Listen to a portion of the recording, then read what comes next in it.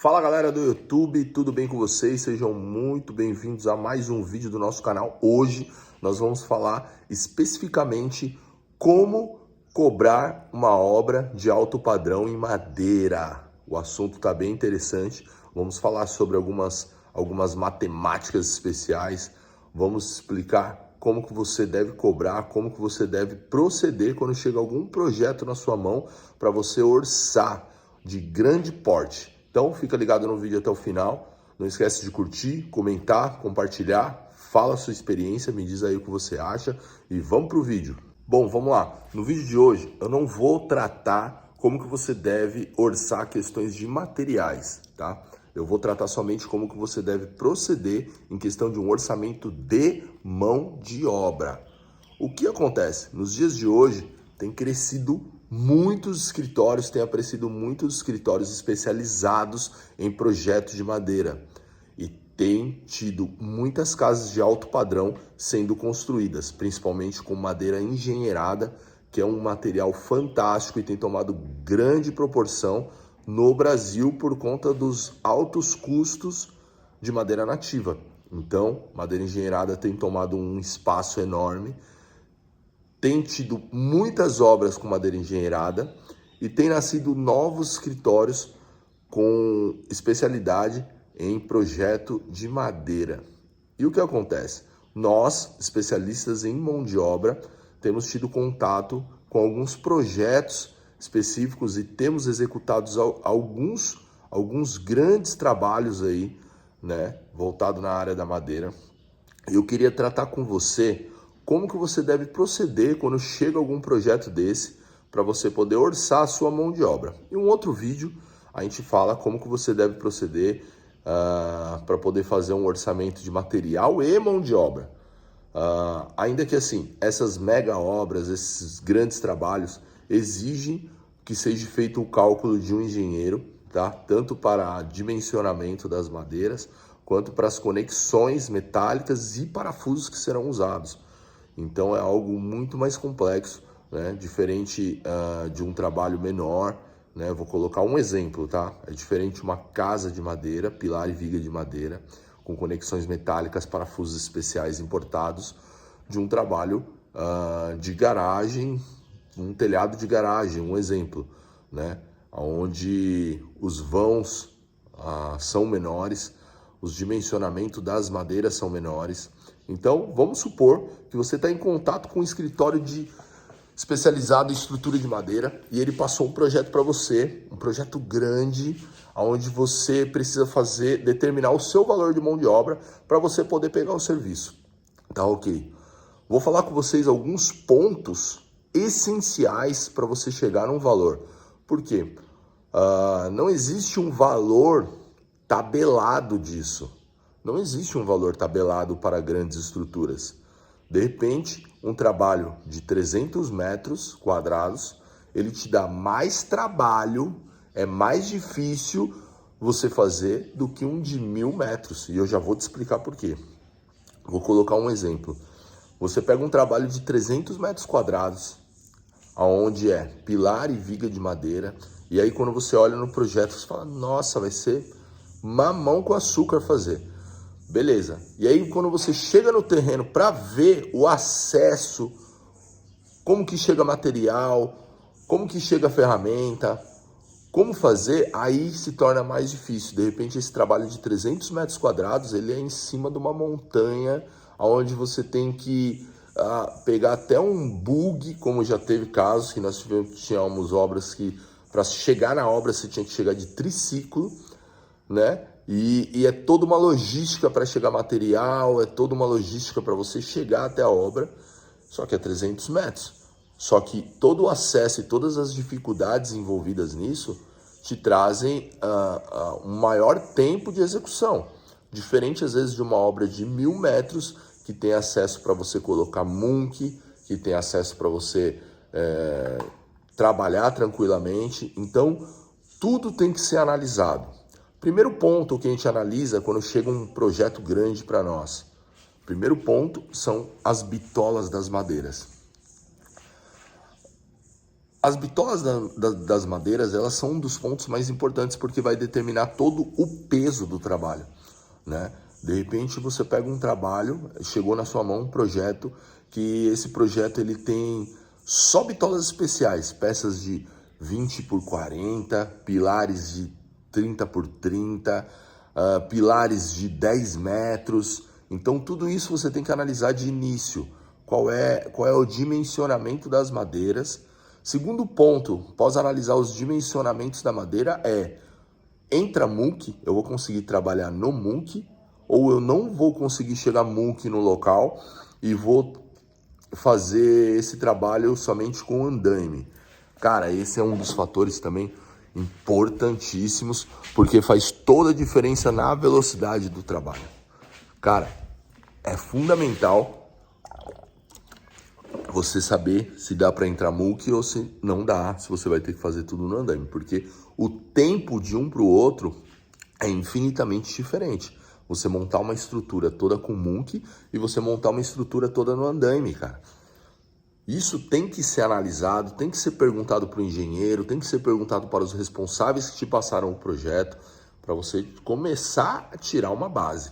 Terceiro ponto que tem que ser analisado, que é muito importante: quais os tipos de conexão metálica. Cara, não pegue um trabalho de alto padrão sem ver as conexões que serão usadas. Porque o que dá mais trabalho em uma grande estrutura, muitas vezes, é a fixação entre madeira-madeira com as conexões metálicas. Vou te dar um exemplo. O último trabalho que nós fizemos de alto padrão, ele tinha muitas conexões metálicas e cada conexão tinha tipo 5 parafusos. Era algo realmente bem reforçado e nós levávamos muito tempo para fazer as conexões metálicas. Então, você tinha que chegar até o local com a madeira, subir até o local, depois começar a fazer as fixações dos dois lados. Então, esse é um dos pontos mais importantes. Outro ponto importantíssimo é: a madeira vai vir usinada ou eu vou ter que usinar na obra? Se você tiver que usinar, busque de todas as formas fazer essa usinagem em um galpão, em algum lugar fechado, porque na obra existem muitos desafios. De repente você chega lá com toda a madeira e aí você tem que encarar chuva, você tem que encarar sol, você tem que encarar locais desapropriados para você poder fazer a sua usinagem. E isso é um ponto também que faz muita relevância. Uma coisa é você montar uma estrutura que já está toda cortada, pronta para você encaixar as conexões metálicas e colocar parafuso. Outra coisa é você ter que fazer toda a usinagem do material no local. Então isso faz a diferença. Outro ponto importantíssimo vai ter pintura, eu vou fazer a pintura, eu vou fazer só a montagem. Isso tudo tem que ser conversado. Outro ponto: veja quais os pós a estrutura. Existem pós-estrutura. Um exemplo: você monta a estrutura de madeira e de repente dentro do escopo tá para você colocar placa cimentícia, placa wall, colocar algum tipo de revestimento diferente, calha, rufo, todas essas coisas têm que ser analisadas. Como que é cobrado, né? Pós feito toda essa análise completa do projeto, conexão, acesso do terreno, tipo de madeira, se veio usinado, se não veio usinado, em cima disso nós partimos do princípio de tempo.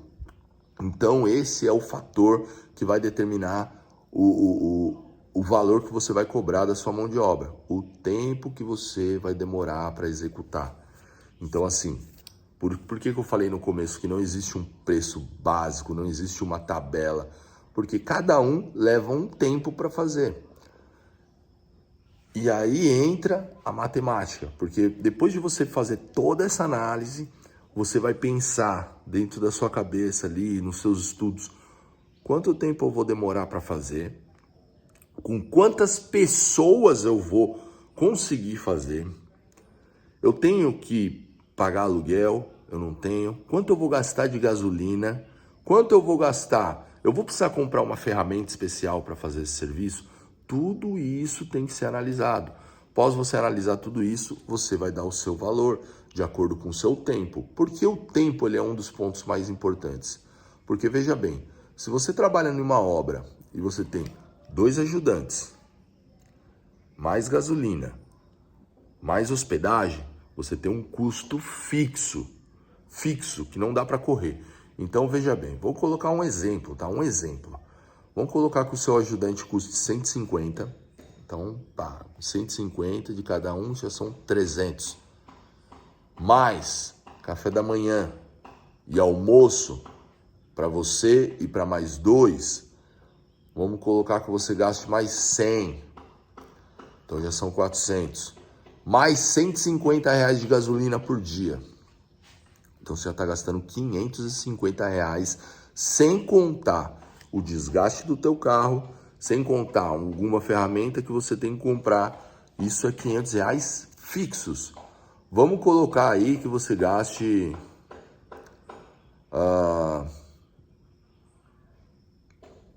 30 dias para fazer.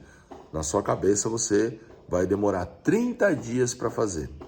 Então você vai gastar fixo 15 mil reais em um mês, tá ok?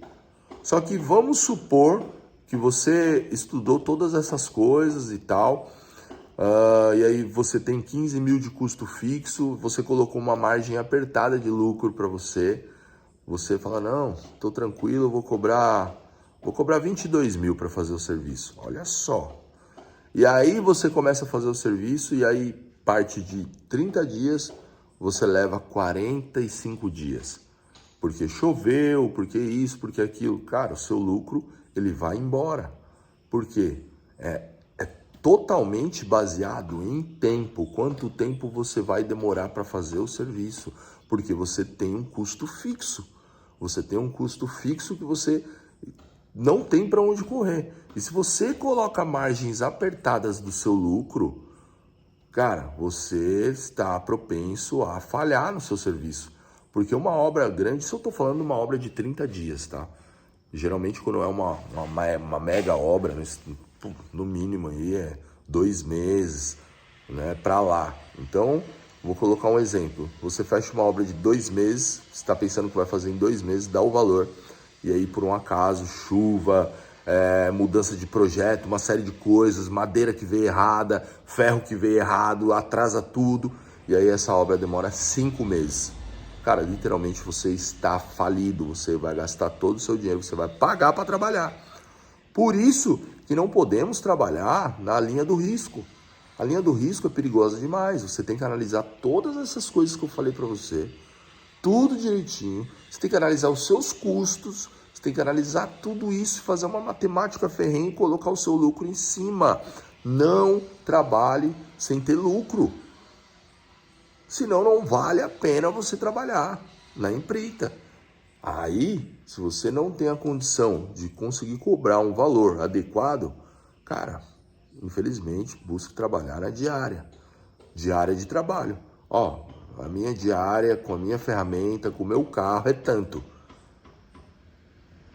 Beleza, você não vai tomar prejuízo, mas também não vai ter grandes lucros. Porque o verdadeiro lucro, ele está na empreita. Ele está em você dar o valor e fazer o mais rápido possível, com qualidade. Esse é o segredo. Então, todas essas coisas têm que ser analisadas com muita veracidade, com muita calma, com muito carinho, para que você não tome prejuízo em grandes obras. E escreva o que eu estou te falando. A tendência é aparecer cada dia mais projetos gigantescos. Então, faça parte disso, tenha bons lucros e bons negócios para você. Beleza? Se você chegou até o final do vídeo, muito obrigado. Não esquece de se inscrever, curtir, comentar. Comenta aí o que você acha aí sobre tudo isso que a gente bateu um papo. Beleza? Valeu, galera. Até o próximo vídeo.